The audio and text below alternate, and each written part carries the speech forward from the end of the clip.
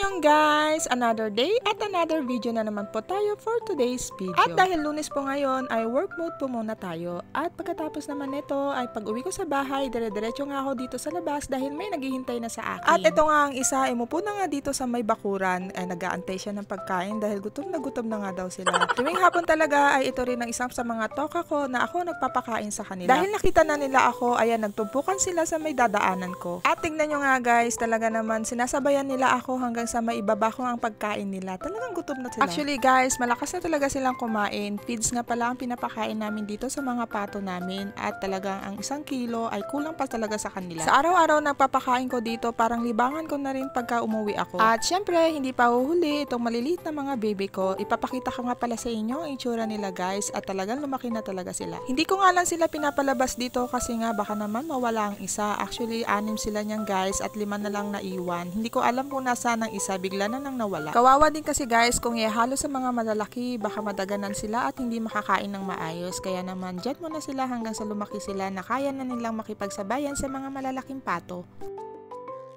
So, ito nga guys, papakita ko na sa inyo kung gaano na sila kalalaki. Ayan, compare nung dati, ayan no, parang malapit na rin sila maging kakulay ng mga malalaking pato. Mabibilis nga talaga silang lumaki kasi nga, lalakas nga rin nilang kumain. At pagkatapos ko nga magpakain, sinupresa ako ng Bebe Loves ko at may pasulubong siya sa akin.